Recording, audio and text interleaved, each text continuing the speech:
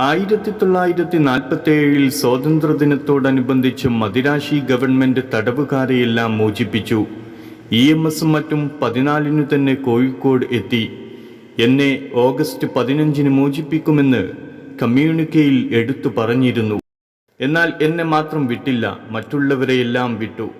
എല്ലാ പാർട്ടികളും ചേർന്നാണ് ഓഗസ്റ്റ് 15 ആഘോഷിച്ചത്. രാജ്യത്തുടനീളം ആഘോഷവും സന്തോഷ പ്രകടനവും നടന്നു. 1947 ഓഗസ്റ്റ് 14 കണ്ണൂരിലെ വലിയ ജയിലിൽ ഞാൻ ഏകാന്ത തടവിലായിരുന്നു. മറ്റ് ഡെറ്റിന്യൂ തടവുകാർ ആരുമുണ്ടായിരുന്നില്ല.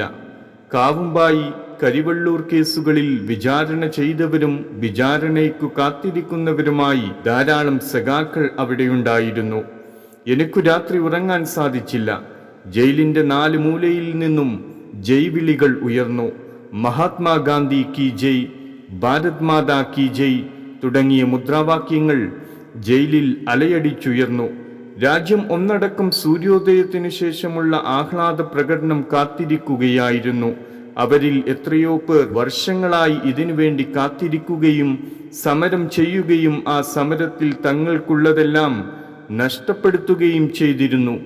എനിക്ക് സന്തോഷവും ദുഃഖവും തോന്നി. ഏതു ലക്ഷ്യത്തിനു വേണ്ടിയാണോ ഞാൻ എൻ്റെ യൗവനം ഒന്നടക്കം ചെലവഴിക്കുകയും ജയിലിൽ കിടക്കുകയും ചെയ്തത്, ആ ലക്ഷ്യം നിറവേറിയതിൽ ഞാൻ ആഹ്ലാദിച്ചു.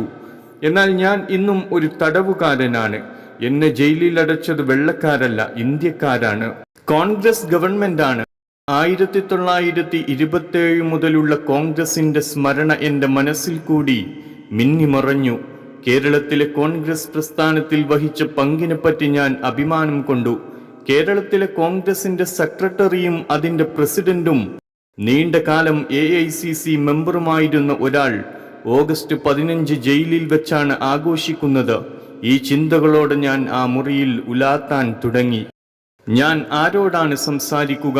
ഉറങ്ങാതെ എനിക്ക് കാവലിരിക്കുന്ന വാർഡർമാരായിരുന്നു എൻ്റെ ചങ്ങാതിമാർ. ഞാൻ അവരോട് സംസാരിച്ചു. ഓഗസ്റ്റ് 15ന്റെ മഹത്വം ഞാൻ വിശദീകരിച്ചു. നമ്മുടെ സ്വന്തം ഗവൺമെന്റ് വന്നിരിക്കുന്നു, അവർക്ക് ഉയർന്ന ശമ്പളം കിട്ടുമെന്നറിഞ്ഞ് സന്തോഷിച്ചു. പാവങ്ങൾ, അവർ വഴിതെറ്റിക്കപ്പെട്ടിരിക്കുന്നു. ഞാൻ ജയിലിൽ വെച്ച് ഓഗസ്റ്റ് 15 ആഘോഷിക്കാൻ തീരുമാനിച്ചു. അതിനായി സൂക്ഷിച്ചു വച്ചിരുന്ന ഒരു ദേശീയ പതാകയുമായി ഞാൻ രാവിലെ ജയിലിലൂടെ നടന്നു. ചില തടവുകാർ എൻ്റെ കൂടെ വന്നു. 3-ാം ബ്ലോക്കിലെ തടവുകാരെല്ലാം പുറത്തു വന്നു. അവിടെ പതാക ഉയർത്തി. ഞാൻ 4-5 മിനിറ്റ് നേരം സംസാരിച്ചു. ജയിൽ അധികാരികൾക്ക് അതിഷ്ടപ്പെട്ടില്ല. അന്ന് ഒരു ലാത്തി ചാർജ് നടത്താൻ അവർ തയ്യാറായില്ല. ചക്രവർത്തിക്കെതിരായി ജനങ്ങളെ ഇളക്കിവിട്ടു എന്ന കുറ്റത്തിന് ഓഗസ്റ്റ് 15 ശേഷം എന്നെ കോഴിക്കോട് അഡീഷണൽ ഡിസ്ട്രിക്ട് മജിസ്ട്രേറ്റിന്റെ മുന്നിലേക്ക് കൊണ്ടുപോയി. ഓഗസ്റ്റ് 15 സ്വാതന്ത്ര്യം നേടി. അതിനുശേഷം ബ്രിട്ടീഷുകാരുണ്ടാക്കിയ 124A എന്ന നിയമത്തിനു കീഴിൽ രാജ്യദ്രോഹ കുറ്റം ചുമത്തി എന്നെ കൊണ്ടുപോകുന്നു. ജനങ്ങൾ അത്ഭുതപ്പെട്ടു. ഇത് എന്തുതരം ഗവൺമെന്റാണ്?